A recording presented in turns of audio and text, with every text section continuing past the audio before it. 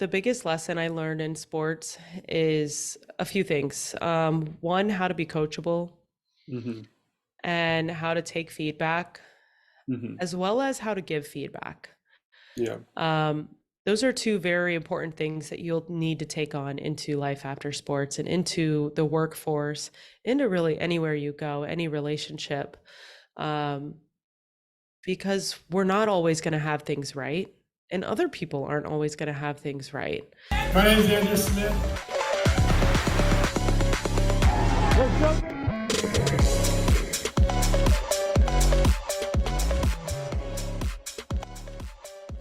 what's going on, everyone? Welcome to the Successful Smitte Podcast. I got an awesome guest here today. Her name is Megan Reuter. She is a former D1 swimmer at Florida Atlantic University, and she runs the Lifeletics Podcast, where her mission is to empower athletes to take on the sport of life by interviewing athletes as they transition into their life after sports. So, Megan, welcome to the podcast. Thank you so much, Andrew. This is so fun and awesome to connect with another swimmer, as well Yes, as just talk to other former athletes and talk about this transition because it's so important in life after sport. definitely. So yeah, tell us a little bit more about yourself or anything that I might have missed and just kind of how you got into all this. Yeah, so I started swimming when I was way back in really, really young, when my mom was just really making us get exercise as a kid, right? And then it became very competitive in middle school. And so then that was when I knew I wanted to take it to the next level and go to college for swimming. So once I started taking that on and going throughout that process, I really just understood a lot more of what it took to be committed to a sport in that aspect. Hmm. Um, there's so much that goes into it, and a lot of people struggle with that, high school to college transition because of the demand that it takes on you, um, the amount of time that it takes, as well as keeping up with schoolwork and stuff like that. So once I was into senior year, I got a internship, honestly, with a pharmaceutical sales company. I was ideally like, I'm going pharmaceutical sales or medical sales, and that's what I was going to do with my life. Um, Ended up only really doing that for 4 years. And so now I'm about 5 years out of sports. So I did that for a year throughout my senior year, as well as 3 years after sports. And then so for the last 2 years, I've been working on Lifeletics and really just super passionate about helping athletes as they transition, just spreading this message because it is something that I struggled with on my transition. And I know that I'm not alone. And I Hmm. know that my friends struggled and just all in different aspects because there's so many areas of sports. Sorry. There's so many aspects of sports that we don't realize give us fulfillment and Hmm. joy and all these things that we get. Definitely. So I guess you said that you got into it because it was something that you struggled with, and then you saw like a lot of other people struggling with. So that's kind of how you became passionate about it because you saw it as like a missed opportunity, I guess, that a lot of people they didn't have somewhere to go. So you kind of took advantage of that opportunity. Yeah, so I felt there was a disconnect. Absolutely. There is a disconnect between the colleges and then life after sports. I think the only calls I'd get from my college are alumni foundation calls. So That's they true. just want me to donate. Um, but other than that, I struggled with it in the fashion that I was so sedentary in that job where I was making calls. It was inside sales. So, I'm making calls and I'm sitting at this desk and I'm trying to figure out, like, okay, how do I continue to work out and like get that same fulfillment that I did in sports, whereas Hmm. I was getting that for 20 hours a week Hmm. before. Um, and so that was my biggest struggle. And I didn't realize how multifaceted that it became once I started to talk to my friends and other people who have these same struggles, Hmm. um, until I got into the space. Hmm. So I guess what does it look like for you, like whenever you help an athlete transition? Like, what's the process that you go through with them? So right now, I actually don't do one-on-ones yet. I would love to get into that space. Right now, I'm mostly just focusing on the podcast as well Hmm. as growing, hosting events. So right Okay. now, we're working on hosting an event in April, and that's going to include down here in South Florida in the Fort Lauderdale area, between Fort Lauderdale and Miami. Hmm. So anybody that's listening that's in this area, feel free to reach out. We're going to do an athletic challenge, a journaling session, mindful meditation, as well as just kind of bringing that community back together. So that's the goal with that. That's awesome. So I know obviously you've talked about you have your podcast where you interview people or athletes that are either transitioning to the real world or have already done that. What are some of the biggest challenges that you've noticed from those people that they face, like transitioning into the real world, like leaving their sport? Yeah. So I could name these in like a number one, two, and three, kind of like I hear the most that community was the hardest part. Hmm. Um, they are missing the camaraderie. They're missing the, you know, people pushing them, getting feedback from coaches, and that looks a lot very different in, aspects, right? Because we kind of thrive off of getting feedback, right? Like we Right. know that we have this validation that we're either doing something right, we're doing something wrong. And then after sports, we have to search for this in some other different area. Hmm. The other one that I would say is up there with community is identity and kind of just understanding what our purpose is outside of sports, which for me, I still sometimes identify myself as a swimmer. Like Hmm. it was such a big part of my life. And I always say, like, your sport is going to be a big part of your life. It still is one of the biggest consistent part of your life to this day. Hmm. And it's part of who you are. So you should embrace that and not let that go. Hmm. At the same time, know that you are here for so many other things and that you were a great teammate. You were all of these things, how you carried yourself in practice, how you took feedback, all of these other things that you were as a human first before you were an athlete. Definitely. And that's one of the biggest things that I see within the athlete community is the identity and the community. Yeah, for sure.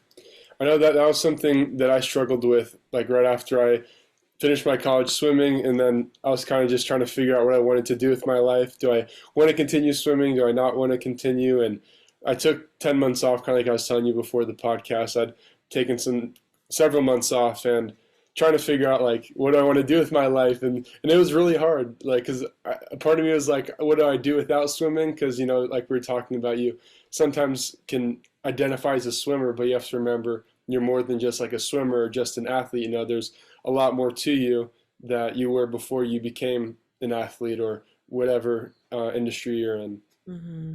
Yeah, it's the person that made you a good athlete. Hmm. It's not the fact that you just are this water boy who knows how to swim. Like it's because you worked hard. It's because you had all these characteristics that made you who you were, that made you a good athlete. So the person comes first before you can become a good athlete. Definitely. What Yeah. were some of the things that, like, were some of the separating factors, I guess, from the athletes who did really well transitioning versus the athletes that really struggled transitioning into life? Yeah, that's a great question because this, um, I would say preparation. Hmm. I'd say early preparation is key and early awareness is key because um, the more that this gets talked about and the more that athletes can at least mentally prepare for life after sports and all of that, Hmm. um, we need to have that base foundation of who we are, what we enjoy doing, things that we can fall back on once we don't have our sport taking up 20 hours a week of our time, Hmm. and how we can redirect those things. So I kind of run through with athletes, oftentimes I run through the 5 R's of retirement. Hmm. And this is my way of hopefully giving some early awareness to this transition. And it goes like this. So we go from one moment. No, you're good. um, we go from relief, and once we finish, we're relieved. We no longer have to practice, go through these grueling workouts anymore. We kind of have this sense of freedom. We're like, ooh, we got our feet under us a little bit, Hmm.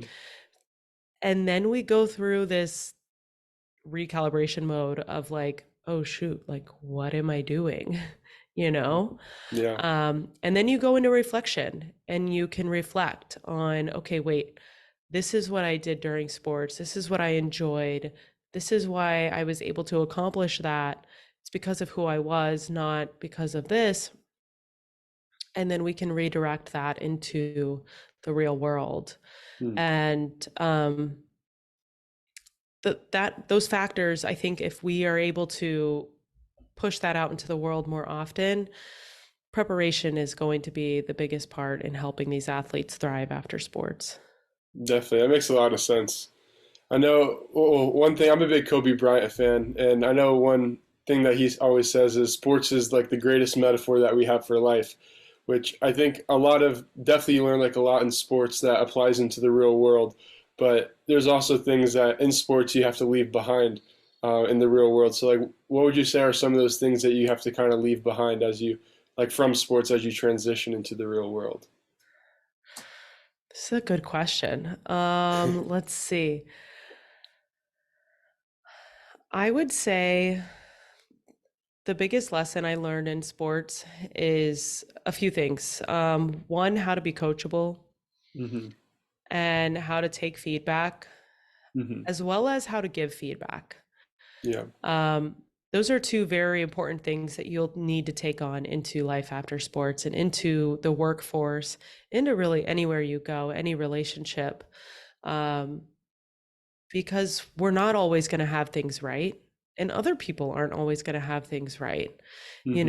and we want to be able to have this conversation with other people.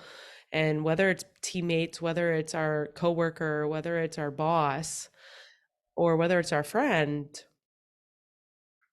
being able to take feedback, internalize it, as well as have a conversation of giving feedback is very important.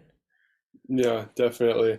Yeah, I feel like the best athletes are, and I mean, well, to be honest, the best like employees, athletes, CEOs, like whatever you are always the ones who are the best at communicating because it Yeah. works in both ways. Like you have to communicate to your coach what's working for you, like how you're feeling, that kind of thing, and the coach has to communicate to you as an athlete as well, like, hey, this is why we're Yeah. doing this, this is why this is important, things like that.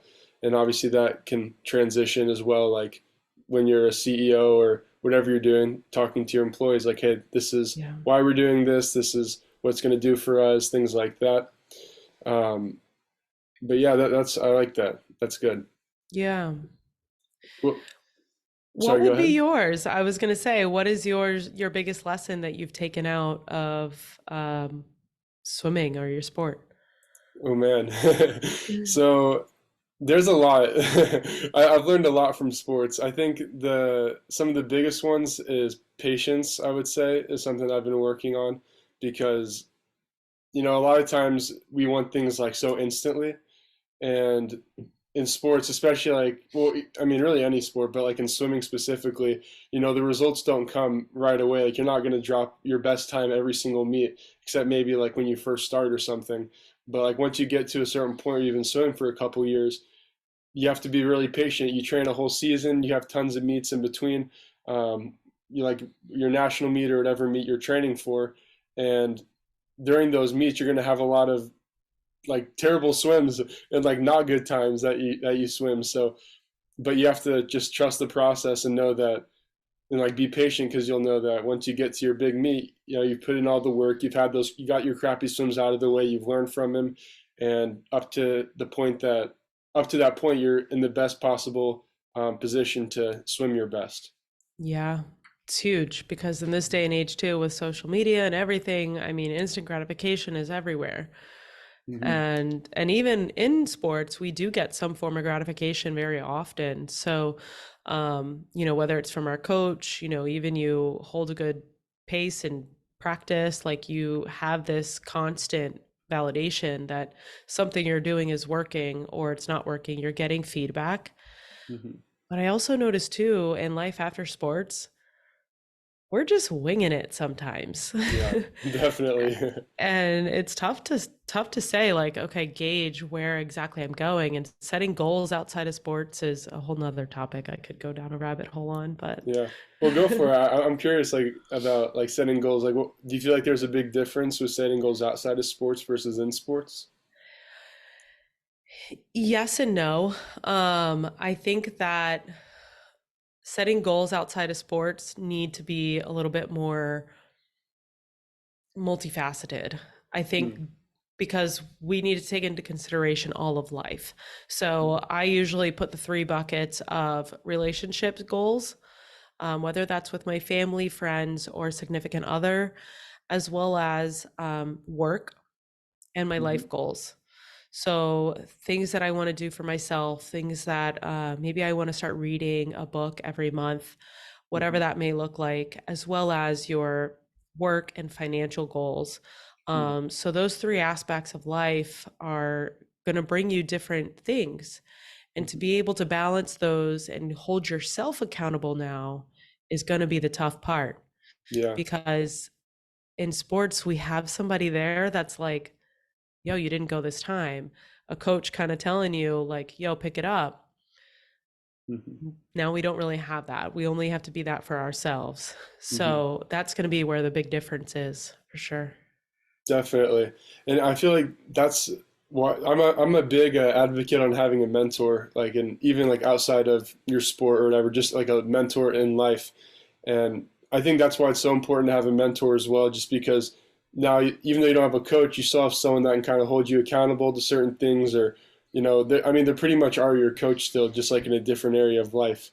Like they're Yeah. still holding you accountable, they're still pushing you. If you need help on something, they're there for you, and they've probably been in your position before. Hmm. Absolutely. A mentor is huge, and surrounding yourself with the right people, as well as having that one person you can go to for feedback, for, kind of be that coach, like Hmm. placement of a coach, whether Hmm. that be your manager, whether that be your aunt, uncle, somebody close to you that you've always looked up to. Just lean on them Hmm. for sure. Yeah, for sure. Oh yeah, another thing I was gonna say, with what I've learned from sports, I would say would be discipline and consistency are two Hmm. really big ones because I know so I started swimming in high school. Like I started pretty late when I was 14, and before swimming, like I played soccer, I played basketball, but to be honest, I really didn't have that much discipline. Like I would work hard in practice and stuff, but I would never do anything outside of practice or like just do stuff on my own to get better. It was always just only what was required, and it was like the bare minimum. But then once I joined swimming and I started to take swimming more seriously, and I just had a passion for it, it helped me to be a lot more disciplined and consistent with like everything from like stretching, rolling out, like ice baths, and especially in college. Like in college, I was really consistent, and I was that guy who would show up to practice like super early, like always the first one there, always jumping in the water first, like that kind of guy. So that's one thing I think has definitely rubbed off a lot on me. Yeah. And have you been able to give that same type of work ethic towards something else outside of sports?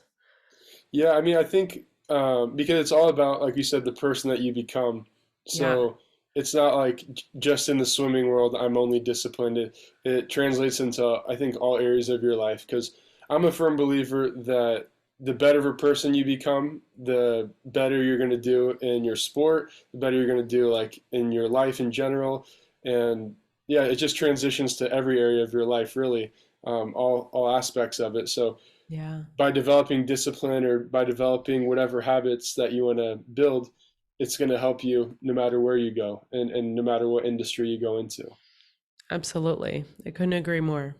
Hmm. What do you feel like are some lessons that you learned outside of sports that maybe you didn't learn like while you're in sports? Like maybe sports didn't teach you this certain thing about life. Ooh, once I transitioned, I realized that not everybody, like you were just talking about all of these traits that we have, Hmm. not everybody is like this. Yeah, that's definitely true. And so one of the biggest things that I know is tough for other people when it comes to the community aspect is making friends outside of sports. Hmm. Um, we do have different mindsets and we do kind of function in a different way than a lot of people. And being able to understand that and learn the way that other people function and Hmm. other people think and their perspective has definitely opened my eyes to a lot of just different things that sports really got us and that Yeah. we didn't realize while we were doing it. It was so just second nature while we were Hmm. doing it. And then we come out and you're like, "Oh shoot, like we really did a lot." Yeah, no, that's true. Actually, it's funny you say that because I had a conversation like maybe like a month or so ago. I was talking to one of my mentors in the swimming world, and she was telling because I was talking to her about how I was thinking about like transitioning out of swimming and stuff, and was actually it might have been, yeah, it was definitely more than a month ago. It was a while back, but anyway, I had this conversation with her, and she was saying like she said once I actually got like a real job and stuff, she said the exact same thing as you. Like you'll notice that a lot of these people are not like you. And she's like, once I started my job, she's like, I knew I was going straight to the top because all these people were lazy, and some of them were like dumb as rocks. Like they didn't care, like they didn't try in anything. And she's like, I knew I had like the work ethic and like I was gonna do so much better than these people without, not like without trying, but I mean, it would just come second nature, just like naturally Yeah. because it's just who she was. Yeah. Yeah, absolutely. It's so true. And Hmm. even like when it comes to friends, it can be tough because, everyone's out for themselves now. It's not Hmm. really a team atmosphere where, you're looking out for the team and it's kind of you're a part of something bigger than yourself.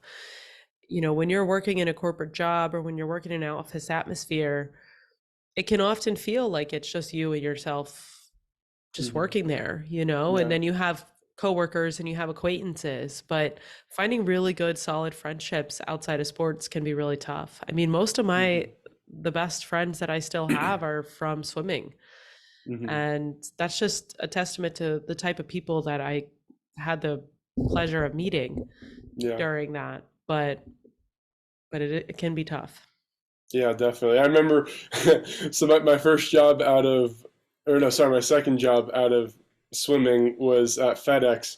And it's like pretty much they hire literally anybody. So it's just to make some money, like just in the meantime, part time. Yeah. And the people there, like, you see a lot of different kinds of people working there.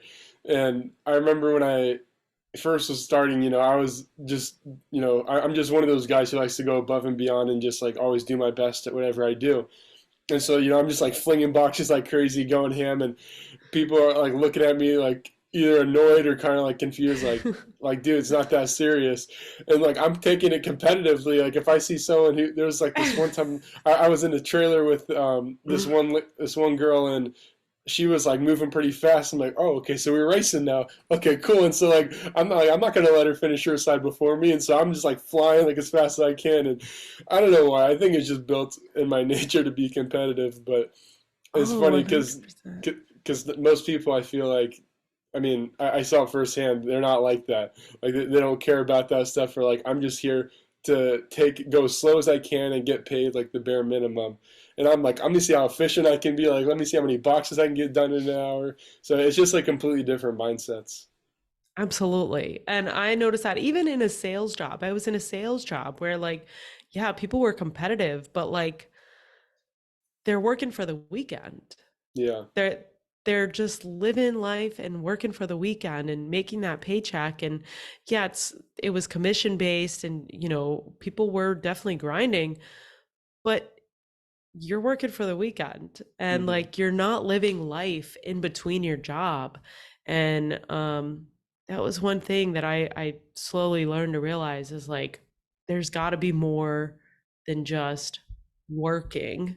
Yeah, And then at work, there's got to be more than just doing the bare minimum. exactly. So, Totally agree with that. yeah.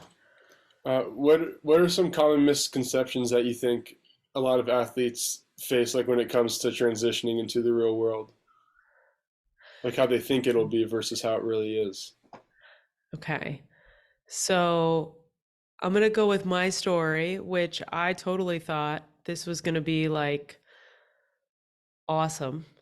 And it Hmm. is. It is. It just took a little bit to realize that. Yeah. But I think they realize they're going to have so much freedom and time when in Hmm. reality, you get a lot more responsibility. Yeah.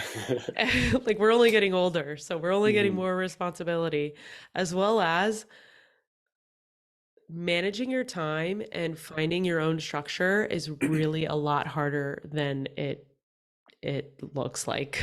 Yeah, Um, definitely. I even though I had a job where I was going in, you know, basically 9 to 5, like I had that to count on. Hmm. That's only 8 hours a day. Hmm. I have my 6 a.m. wake up to like my 9 p.m. go to sleep. There's a lot of time in between there that I had to find out what to do and do that on your own. So I would say there's a misconception that, you know, it's going to be fun to have all this extra time, but we just have to know how to spend it, Hmm. because it can go both ways. You can still, take part in all the college activities and go and drink and have fun and go to happy hours, which of course, like we're in our 20s, who cares? Hmm. Or, you can build something, you can double down on making your life the best you want it to be when you hit that 30 mark. When you hit 30, it doesn't just all the way happen. Right. Like you have to work up to it. So choosing to spend your time and how to structure your time was probably the biggest misconception I expected outside of sports.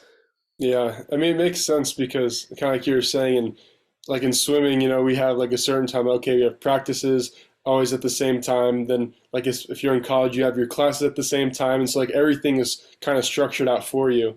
And then the only really flexibility you have is, I guess, when you go to bed, pretty much, and like when you Yeah, wake up, or not, no, not when you wake up, like when you go to bed, and I guess when you eat, pretty much, you have a yeah, little bit of flexibility. But everything else, at least from my experience, it was always like, okay, practice in the morning, uh, breakfast at somewhere in like this time frame, and then class at this time, this time, this time, this time. Here's lunch, more practice, dinner, and then now I have some free time to do homework or go to bed or study or whatever I need to do. absolutely. It was so laid out for you, and you didn't even really have to think twice. Um, Hmm. but nowadays, finding that structure and being fulfilled with the structure that you do put in place, can feel a little off, I guess. Yeah, definitely. So, did you have a role model or someone else that like inspired you to maybe do what you're doing now as well? Like besides obviously your own story, but was there someone else who kind of inspired you to do this? Yeah, so I'm not sure if you're familiar with Jesse Itzler. Yeah, yeah, I love him. I love him. So, I actually saw him speak at a conference, and he was the best speaker in the entire conference of like 3 days. Hmm. And I was like, who is this guy? I need to follow more of him. Um, his focus was a lot more on building your life resume Hmm. and, making sure you kind of plan your life first over work. Hmm. And, are we working to live or living to work? And so, um, once I started becoming a part of his community, I went to one of his camps by myself. That was the first like trip that I ever took by myself. And, kind of putting myself out of my comfort zone and meeting completely new people, surrounding myself with completely new people. And, that kind of inspired me to do something different with my life because I had felt very stagnant. I felt Hmm. very complacent. I was like, yeah, I know what to expect, blah, blah, blah. Um, but things just weren't, there was no room for growth. It was just, that was it. Hmm. And that's kind of what sparked me to say, you know what, there's other things I want to do in life, and I do want to help people. And this type of community has changed so many lives. And why don't we have something like this for former athletes? Yeah, definitely. Yeah, Jesse is he's awesome. I've read both of his books, the Living with the Seal, and then like I think the other was Living with Monks. Those are his only two Mhm. books, right? I think so. I honestly haven't read his books. I'm the Okay. worst reader, so I should make that one of my goals. Um, but yeah, I think so. And I'm going on to an event with him actually next weekend, this coming Oh weekend. wow, Oh my gosh. that's And we're exciting. doing like a monk meditation.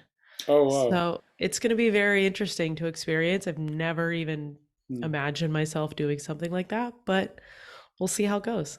Wait, so is he having like an actual monk, like a Buddhist monk or something, come out there and lead it, or how's it go, like how's the process of that? So I don't think he is, but he lived with monks, as you mentioned. Hmm.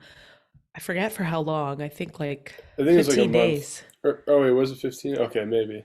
Yeah, only 15 days. And he's like, that is all I needed. Like he had to get out of there Mm, because it was just like so, like he was looking for something to do all the time. mm, But it definitely taught him how to slow down. yeah. And so I think he'll be guiding it, or he'll be doing, at least bringing some of his practices in there. Hmm. Um, but I heard recently that it's 4 hours long. Oh wow. We'll see how that goes.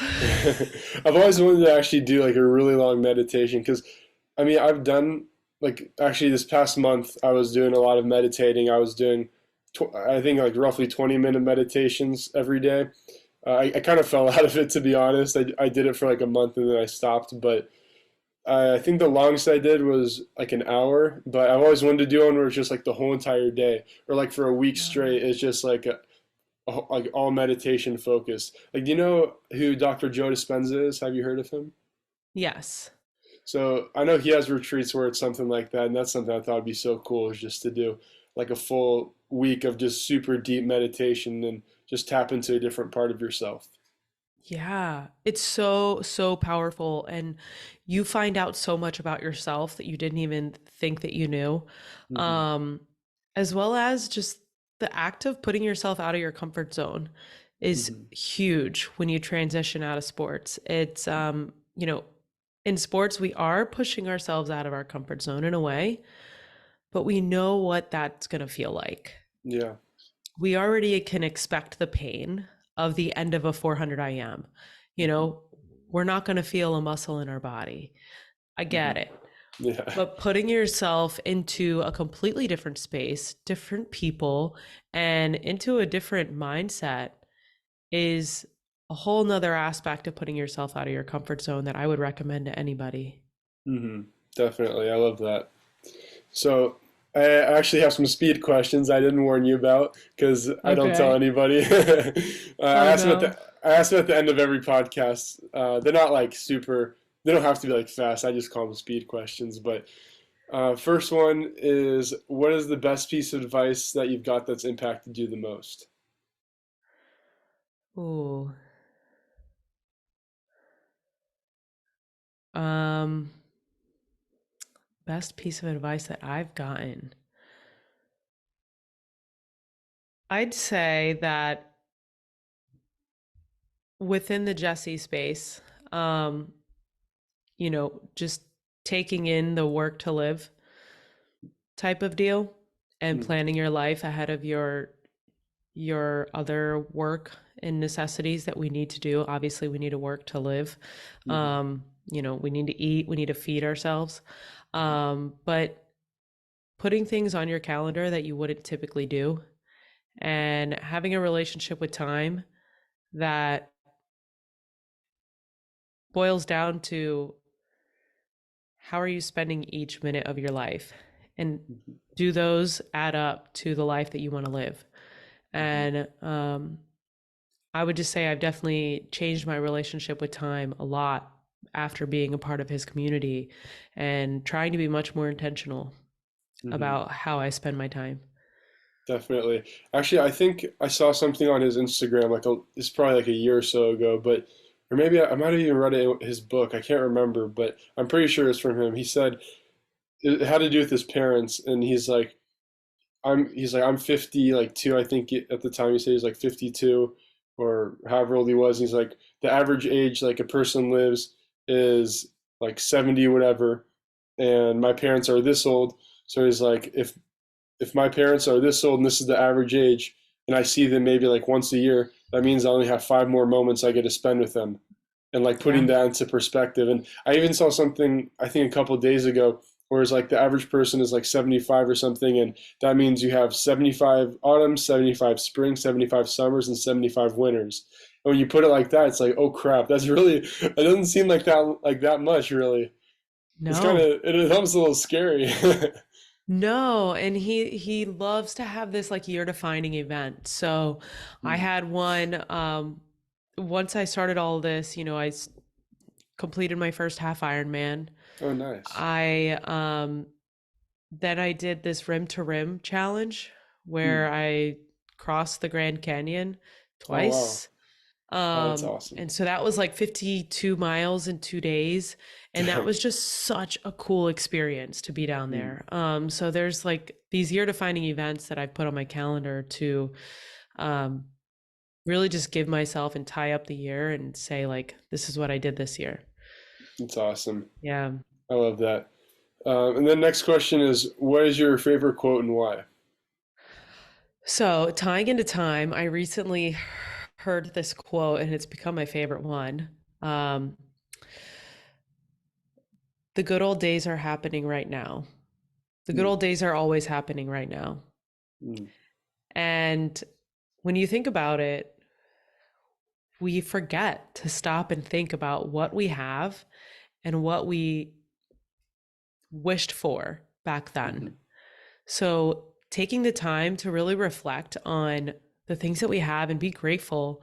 Practicing gratitude is another thing that should become of everybody's daily habits and routines. But, For sure. you know, for example, I'm pregnant now. So I'm always going to look back at this time and say, those kind of were the good old days, right? Like Hmm. I had freedom of time. I could do things for myself, right? Obviously, after having a child, I will be so fulfilled and all that stuff. But the good old days are happening right now. Hmm. And we always need to remember that we should be grateful for where we're at right now. Definitely. I feel like a lot of times, and this is, I guess, more speaking for myself, I don't realize how good things are until it's gone. Or like even on vacations and stuff, there'll be time a lot of times my family will go to Yellowstone like roughly once a year. It depends, not every year, but recently we've been going there usually once a year. And there's a spot. It's actually right next to Yellowstone. It's called the Grand Teton National Park, and there's this place called Oxbow Bend there, and it's like the most beautiful view. It literally looks like a computer wallpaper. It's so gorgeous, and like when you're there, I mean, it looks really beautiful, and like you take pictures of it and stuff, and then once you leave, and then if I'm just going through my photos and I look at my phone, I'm like, I was there. Like, what the heck? It almost looks prettier looking back at it now than when you're actually there. You almost don't appreciate it enough. Yeah. Oh my gosh, pictures can't do it justice. Hmm. It's so tough. But yeah, when you're there, it's like so hard to just like, I wish I could take a picture with my eyes. Hmm. Like, Exactly.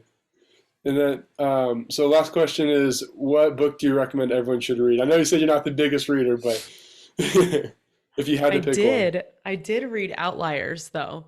Okay. So I can't say I have a huge collection of books that I'm choosing from for this top book, Hmm. but it really gives you insight to, so Outliers is by Malcolm Gladwell, Hmm. and he really just touches on kind of the element of luck Mm. that does play a role in life and learning to play on your own luck and what makes the greatest of the great that great. Mm. Um, so really recommend that book. It's just really cool, good perspective. That's where I would go with. Yeah. Okay, that's cool. Yeah, I have to check that one out. I don't know if I've heard of that one, but it sounds really good. Yeah, it's awesome.